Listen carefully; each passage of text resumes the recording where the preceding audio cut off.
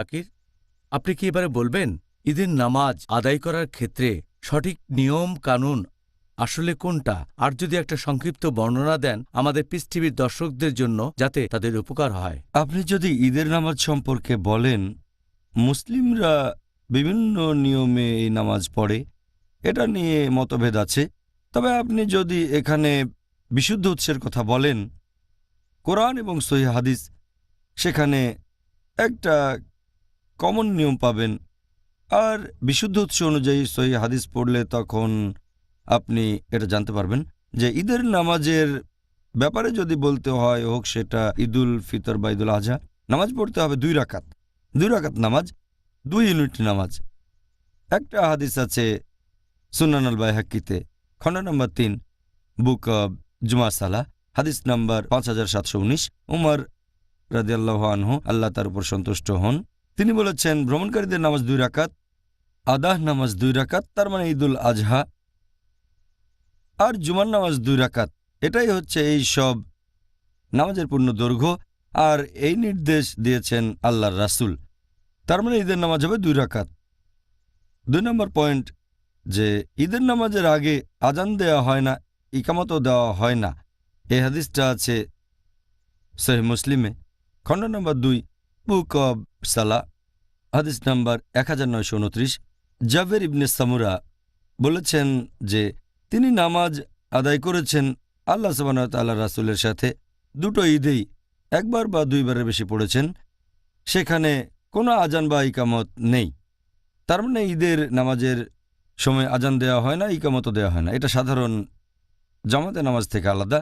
3 নম্বর point, যে ঈদের নামাজের আগে কোনো নামাজ পড়তে হবে না অথবা তার পরেও পড়তে হবে না। এই নামাজের আগে বা পরে কোনো রকম সুন্নত নামাজ নেই। আর একটা হাদিস উল্লেখ আছে সুনান আবু দাউদে, খণ্ড নম্বর 1, বুক অব সালাহ, হাদিস নাম্বার 1155। এখানে ইবনে আব্বাস রাদিয়াল্লাহু আনহু তিনি বলেছেন যে নবী বাইরে বের হয়ে আসলেন ঈদের নামাজ পড়ার জন্য। ঈদুল ফিতরের দিনে নামাজ পড়লেন 2 রাকাত, এর আগে বা পরে কোনো নামাজ পড়লেন না। তার মানে ঈদের নামাজের আগে পরে কোনো নামাজ নেই। এছাড়া 4 নম্বর পয়েন্ট, যখন কেউ ঈদের নামাজ পড়ছে তখন সে বলবে তাকবীর আল ইহরাম, মানে আল্লাহু আকবার, তারপর কিছু দোয়া পড়বেন। এরপর আমাদের দিতে হবে 7টা তাকবীর প্রথম রাকাতে, আর দ্বিতীয় রাকাতে দিতে হবে 5টা তাকবীর। এটা আমরা জেনেছি সহিহ হাদিস থেকে, আছে সুনান আবু দাউদে, খণ্ড নম্বর 1, বুক অব সালাহ, হাদিস নম্বর 1145 আর 1146। সেখানে হযরত আয়েশা রাদিয়াল্লাহু আনহা, আল্লাহ তার উপর সন্তুষ্ট হন, তিনি বলেছেন যে নবী যখন ঈদুল ফিতরের নামাজ পড়তেন আর ঈদুল আজহার নামাজ, তার মানে 2 ঈদের নামাজ, তিনি তখন দিতেন মোট 7টা তাকবীর প্রথম রাকাতে, আর দ্বিতীয় রাকাতে দিতেন 5টা তাকবীর। এটাই হচ্ছে ঈদের নামাজ আদায় করার সঠিক নিয়ম।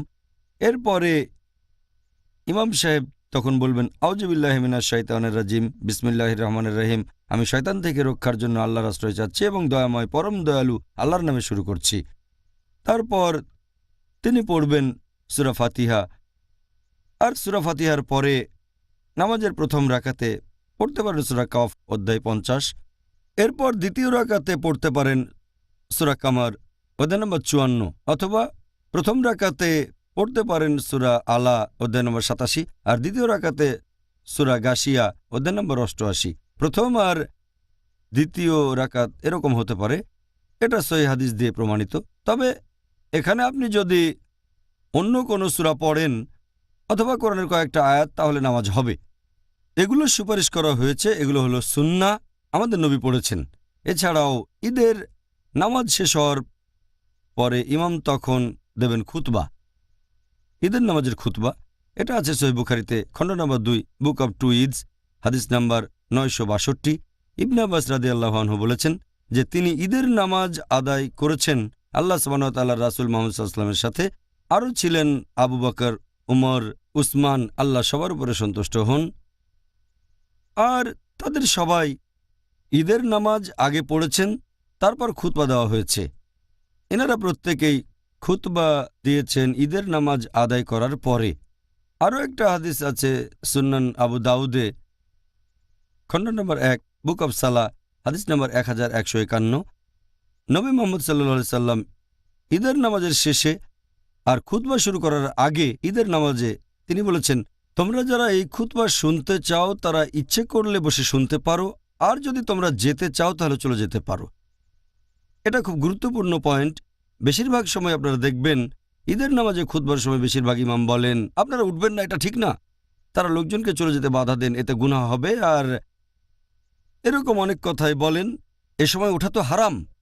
চিন্তা করেন, আমাদের নবী মুহাম্মদ সাল্লাল্লাহু আলাইহি সাল্লাম যখন খুতবা দিয়েছেন তখন বলেছেন তোমরা শুনতে চাইলে শুনতে পারো, আর না শুনতে চাইলে চলে যেতে পারো। তাহলে এখনকার দিনের ইমাম যে খুতবা দেন সেটা কি মুহাম্মদ সাল্লাল্লাহু আলাইহি সাল্লামের খুতবার চেয়ে বেশি গুরুত্বপূর্ণ? ব্যাপারটা হাস্যকর। সহিহ হাদিস বলছে নবী মুহাম্মদ সাল্লাল্লাহু আলাইহি সাল্লাম বলেছেন খুতবা শুনতে চাইলে থাকো, আর না চাইলে যেতে পারো, তবে এটা করলে ভালো। যদি খুতবা শোনেন তবে নবীর অনুমতি আছে, কেউ চাইলে চলে যেতে পারে। আরও একটা হাদিস আছে সুনান আবু দাউদে, খণ্ড নম্বর 1, বুক অব সালা, হাদিস নম্বর 1068। নবী বলেছেন যে আজ আমরা একসাথে দুটো ঈদ পেয়েছি, মানে ঈদ উল ফিতর আর জুমাকে বলা হয় সাপ্তাহিক ঈদ। তোমাদের মধ্যে যারা জুমার নামাজ পড়তে চাও না তাদের পড়া লাগবে না, কারণ ঈদের নামাজ জামাতে পড়লে সেটাই যথেষ্ট। তবে আমরা জুমার নামাজ আদায় করব। তাহলে চিন্তা করেন, জামাতে ঈদের নামাজ পড়ার গুরুত্ব এতটাই যে সেদিন যদি শুক্রবার হয় ঈদের নামাজই যথেষ্ট। জুমার নামাজ না পড়লেও হবে, তবে পড়লে ভালো, আলহামদুলিল্লাহ। তবে জুমার নামাজ না পড়লে তখন জোহরের নামাজ পড়াটা হচ্ছে বাধ্যতামূলক। এই হলো সংক্ষেপে ঈদের নামাজ আদায় করার সঠিক নিয়মের বর্ণনা। আচ্ছা,